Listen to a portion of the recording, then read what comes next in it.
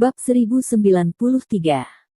Lin Yu mundur beberapa langkah, bersandar berat ke pohon di belakangnya, lalu menstabilkan tubuhnya, dan setelah melihat lebih dekat, dia melihat bahwa Rong Hesu sedang memegang pedang lembut lebar dan sempit seperti koin.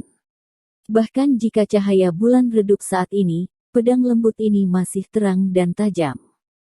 Lin Yu tidak bisa mengenali pedang lembut ini untuk sementara waktu, tetapi dia bisa menebak bahwa pedang lembut ini pasti memiliki banyak asal. Jika tidak, Rong Hesu tidak akan menyembunyikannya di pinggangnya dan selalu membawanya padanya. Faktanya, Rong Hesu tidak ingin menembakkan pedang pada awalnya, karena dia khawatir suara senjata akan menarik perhatian orang-orang di bawah lereng bukit, dan khawatir seseorang akan bergegas membantu Lin Yu pada saat itu, dan akan sulit baginya untuk membunuh Lin Yu. Namun, dia menemukan bahwa Lin Yu lebih sulit untuk dihadapi daripada yang dia pikirkan. Tanpa senjata, Lin Yu tidak dapat dipecahkan.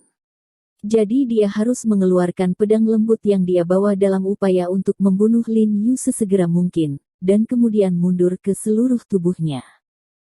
Apa asal pedangmu? Lin Yu tidak bisa membantu tetapi bertanya dengan rasa ingin tahu, masih mencoba mengalihkan perhatian Rong Hesu dengan berbicara. Meskipun gerakan Rong Hesu tidak melambat sedikit pun ketika dia berbicara dengan Rong Hesu, tetapi juga, gerakan Rong Hesu tidak melambat sama sekali.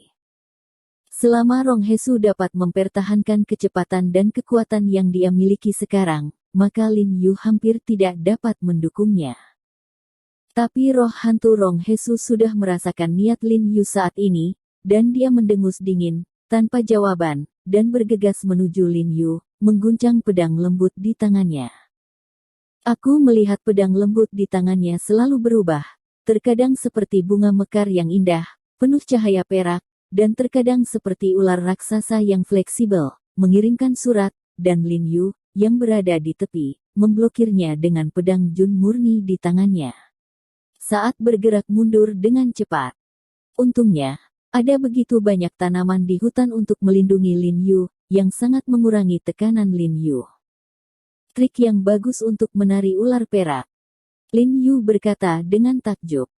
Anak baik, aku benar-benar meremehkanmu, kau tahu banyak. Rong Hesu mendengus dingin, dengan nada jijik yang lambat, dan berkata dengan marah, sepertinya buku-buku aneh dan buku-buku kuno yang disembunyikan di pesawat militer, kamu belum jarang membacanya. Kamu tahu ada buku aneh dan buku kuno yang tersembunyi di pesawat militer.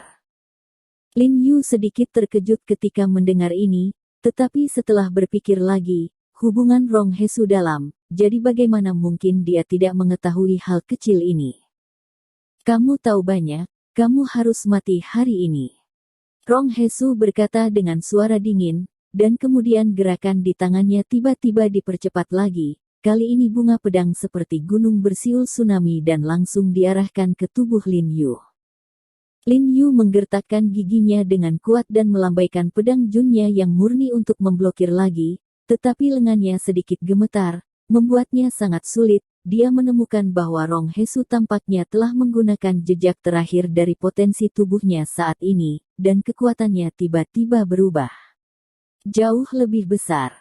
Dan Lin Yu akan menderita sakit parah di dadanya setiap kali dia memblokirnya, meskipun kekuatan spiritual di tubuhnya telah dengan keras berbalik untuk menyembuhkan luka-lukanya, waktunya terlalu singkat untuk membantu. Rong Hesu melihat bahwa Lin Yu sudah agak sulit untuk ditangani saat ini, mengatupkan giginya, pedang lembut di tangannya menusuk lebih cepat, dan kesempatan untuk melihatnya bergetar tiba-tiba. Tubuh lembut pedang itu tiba-tiba tampak seperti ular berbisa yang ditembak dengan kecepatan cepat, menusuknya secara diagonal menggigit leher Lin Yu. Lin Yu juga cepat bergerak, buru-buru memasang pedang Chunjun di tangannya dan memblokirnya dengan ding. Tetapi karena itu adalah pedang yang lembut, bahkan jika dia memblokirnya, ujung pedang itu masih terlempar ke kepalanya. Lin Yu buru-buru menoleh untuk menghindarinya, tetapi bagaimanapun dia selangkah lebih lambat ujung pedangnya memotong mulut berdarah 3 hingga 4 cm di wajahnya yang halus. Untungnya, lukanya tidak dalam, tetapi darah merah masih tergelincir seketika keluar. Melihat ini, Rong Hesu menjadi lebih gesit dan kejam, dan dia tidak sabar untuk menikam Lin Yu sampai mati dengan satu pedang. Lagi pula, semakin lama waktunya, semakin buruk baginya.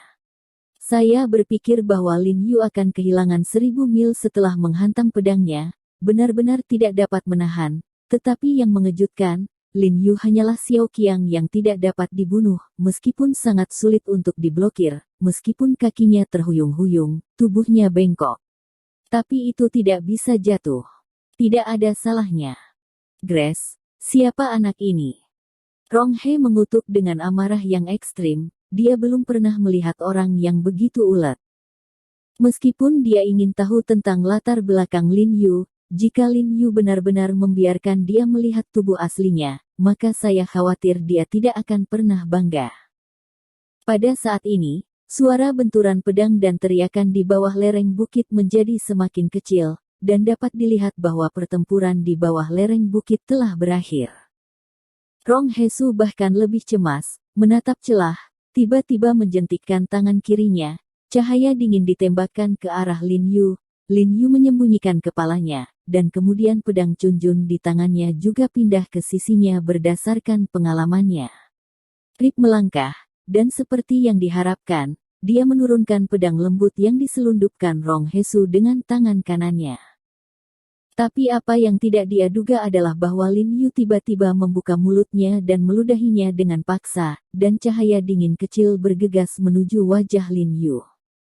Lin Yu buru-buru bersandar dan bersembunyi, tetapi saat ini pedang lembut Rong Hesu juga menyapu tulang rusuk samping Lin Yu lagi, dan membanting tubuh Lin Yu seperti cambuk.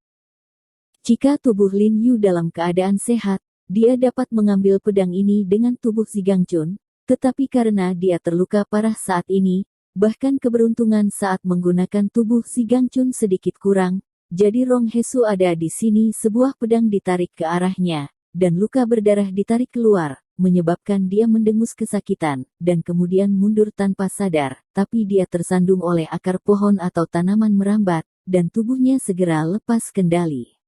Dia bersandar dan jatuh ke tanah dengan suara gedebuk. Pergi ke neraka. Rong Hesu tiba-tiba tampak sangat gembira, mengetahui bahwa ini adalah kesempatan sempurna untuk membunuh Lin Yu. Pedang lembut di tangannya tiba-tiba menjentikkan, mengendalikan kekuatannya, dan menusuk langsung ke arah mata kiri Lin Yu. Dia tahu bahwa meskipun Lin Yu terluka, efek Zigangchun terbatas, tetapi dia masih tidak yakin bahwa dia akan menusuk Lin Yu langsung dengan pedangnya di dada Lin Yu, jadi dia memilih untuk menusuk mata Lin Yu secara langsung. Dengan cara ini, dia sangat yakin bahwa dia bisa langsung menusuk Lin Yu sampai mati dengan pedang. Bahkan jika Lin Yu tidak mati secara kebetulan, mata itu pasti akan mati. Pada saat ini, Lin Yu sedikit linglung oleh serangan terus-menerus Rong Hesu. Setelah jatuh ke tanah, punggungnya sakit, dadanya berlumuran darah, dan otaknya sebentar kosong, dan dia tidak punya energi cadangan untuk menghindari penusukan Rong Hesu. Pedang ini.